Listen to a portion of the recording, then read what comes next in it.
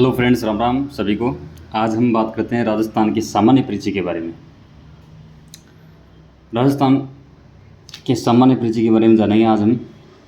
राजस्थान मतलब का क्षेत्रफल कितना है, राजस्थान भारत में कौन से नंबर पे है, और राजस्थान का क्षेत्रफल प्रतिशत में कितना है, राजस्थान विश्व में किस नंबर पे आता है, किस देश से कितना बड़ा है, और राजस्थान की मतलब राजस्थान की आकृति कैसी है, इसके बारे में जानेंगे आज हम। तो अब बताते हैं हम राजस्थान के। चलो अब स्टार्ट करते हैं हम। राजस्थान का क्षेत्रफल। तो राजस्थान का क्षेत्रफल कितना है? राजस्थान का क्षेत्रफल है 3,42,239.74 वर्ग किलोमीटर लगभग, मतलब 3,42,239 वर्ग किलोमीटर। ठीक है। और अब बात करते हैं वर्ग मील में। तो राजस्थान का वर्ग मील में क्षेत्रफल कितना है?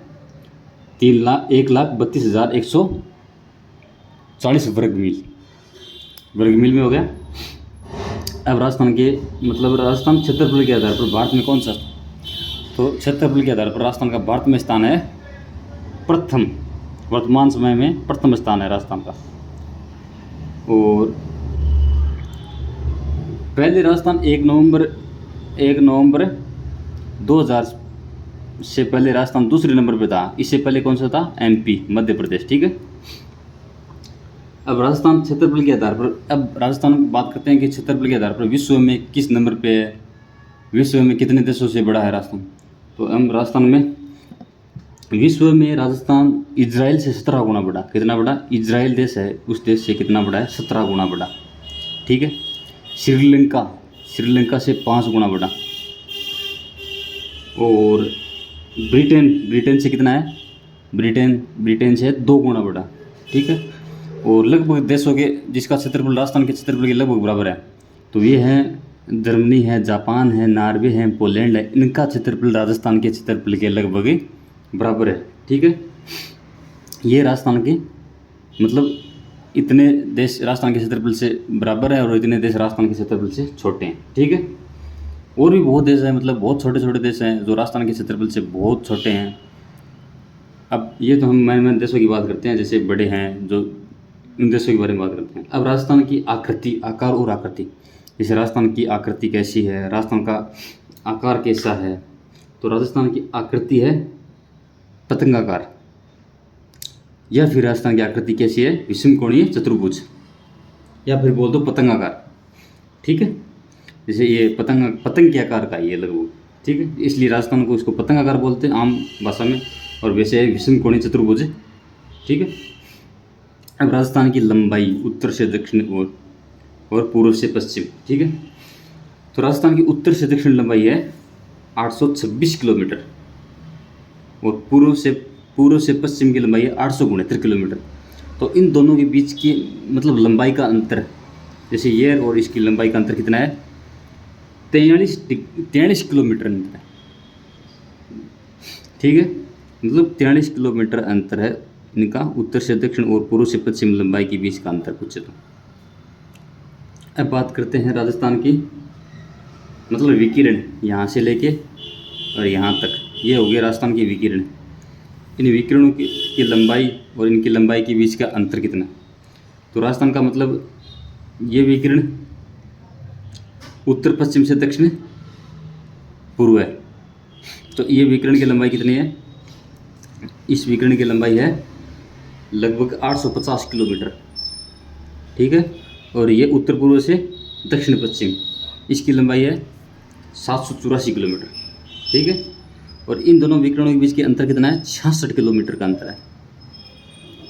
और उत्तर से दक्षिण पूर्व पश्चिम का अंतर कितना है? 43 किलोमीटर। ठीक है। ये हो गया राजस्थान की मतलब राजस्थान का क्षेत्रफल कितना है, राजस्थान का विकिरण की लंबाई कितनी है, उत्तर से दक्षिण कितनी लंबाई है, और राजस्थान की मतलब आकृति कैसी है, इसके बारे में बता दिया आपको। अब बात करते हैं राजस्थान की स्थिति, विश्व ग्लोब में राजस्थान की स्थिति। जैसे विश्व ग्लोब, ये विश्व ग्लोब हो गया राजस्थान। इसमें ये ग्लोब, जैसे ये ग्लोब है, इस ग्लोब में राजस्थान की स्थिति। तो ये देशांतर होगी, ये होगी अक्षांश। ठीक है। ऐसे होती है, इनको बोलते हैं अक्षांशीय रेखाएं, और ऐसे होती हैं इनको बोलते हैं देशांतरी रेखाएं। ठीक है। अक्षांश रेखा में राजस्थान, मतलब राजस्थान अक्षांश रेखा में राजस्थान है। टोटल अक्षांश रेखाओं की संख्या पूछे तो कितनी है विश्व में, तो टोटल अक्षांश रेखाओं की विश्व में संख्या है 181। जैसे ये 181, तो मतलब 181, ये 90 इधर और 90 उधर, कितने 90 90 180 और एक 0 डिग्री अक्षांश, कितनी हो गई टोटल 181 हो गई। और देशांतर, ये देशांतर होते हैं राजस्थान में, ये भी विश्व में ये देशांतर होते हैं। तो देशांतर की संख्या कितनी है, इधर 799 और इधर भी 179, तो दोनों को जोड़ेंगे कितने होंगे प्लस एक ग्रीनविच हो गई और एक 0 डिग्री हो गई, तो टोटल हो गए 360 डिग्री क्या होते हैं, देशांतर होते हैं। अब इस मतलब अब ग्लोब में राजस्थान की स्थिति के बारे में जानते हैं। ये ग्लोब हो गया, तो ग्लोब में राजस्थान की स्थिति क्या है तो विश्व ग्लोब में बात करते हैं। तो विश्व ग्लोब में राजस्थान है यहाँ पे, तो ये क्या हो गया, इधर हो गया राजस्थान, ये तो ऊपर तो हो गया उत्तर, इधर हो गया पूर्व, तो उत्तरी पूर्वी गोलार्ध में, इधर तो हो गया राजस्थान उत्तरी पूर्वी गोलार्ध में। अब बात करते हैं एशिया में, तो एशिया में राजस्थान कहाँ होगा, यहाँ पे, तो इसको तो एशिया में राजस्थान की स्थिति कहाँ है, दक्षिण पश्चिमी गोलार्ध में। कहाँ पे, दक्षिणी पश्चिमी गोलार्ध में। अब बात करते हैं हम भारत में, तो भारत में राजस्थान कहाँ पे, यहाँ पे राजस्थान की स्थिति, तो इसको क्या बोलते हैं, उत्तर पश्चिम गोलार्ध ना, भारत में उत्तर पश्चिम इस दिशा में स्थित है ठीक है।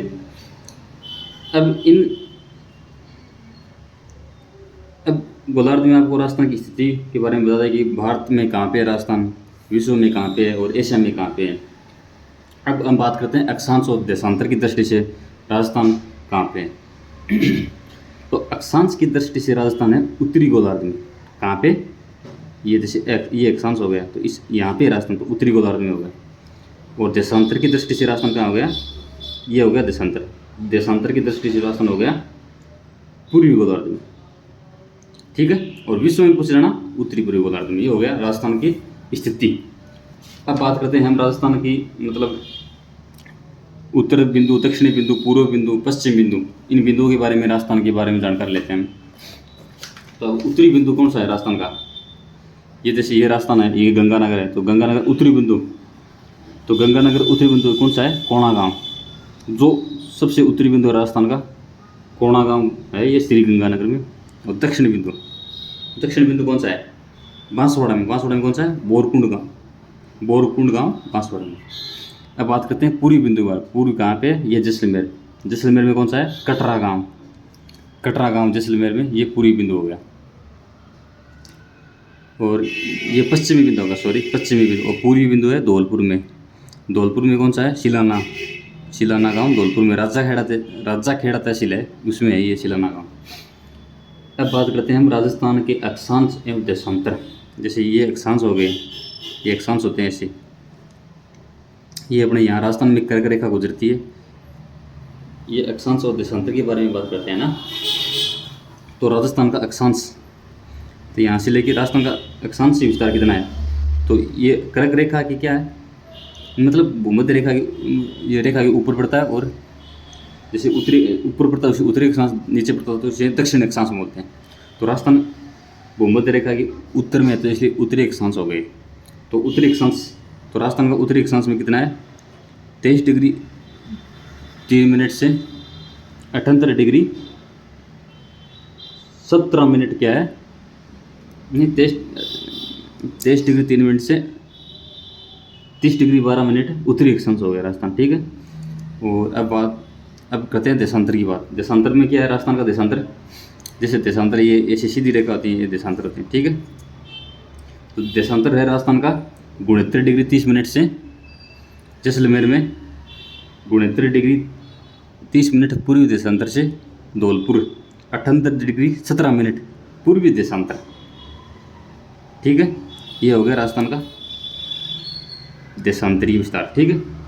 अब बात करते हैं राजस्थान में अक्षांशीय विस्तार और देशांतरीय विस्तार, मतलब अंतर पूछते हैं। तो अक्षांशीय विस्तार और देशांतरीय विस्तार के बीच में अंतर, जैसे देशांतरीय विस्तार में दोनों के बीच में अंतर कितना है, और यहाँ से लेके यहाँ तक उत्तरी अक्षांश के बीच में अंतर कितना है, मतलब 23 डिग्री 30 मिनट और 30 डिग्री 12 मिनट में अंतर कितना है। तो ये तो लगभग है 7 मिनट, जैसे निकाल लेंगे 7 मिनट और 9 डिग्री है। यहाँ से लेके यहाँ तक कितना है 7 मिनट 9 डिग्री, ठीक है। ये तो इसका अंतर हो गया उत्तरी अक्षांश का, और दक्षिणी अक्षांश का मतलब पूर्वी देशांतर का अंतर बात करते हैं तो ये है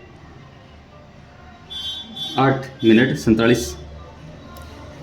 डिग्री 47 मिनट का अंतर है, ठीक है। इन दोनों के बीच का अंतर है ये। अब राजस्थान का एकदम बीच के बिंदु का बात करते हैं। बीच का बिंदु कहाँ पे है, जैसे अक्षांशीय विस्तार और देशांतरीय विस्तार के बीच के अंतर। तो अक्षांशीय अंक इन दोनों जो बिंदु बीच में काटते हैं, तो ये बिंदु है नागौर में। नागौर में कहाँ पे, ये नागौर में अपने यहाँ मेड़ता के पास में नागौर में, ये इसको बोलते हैं लंपोलाई गांव।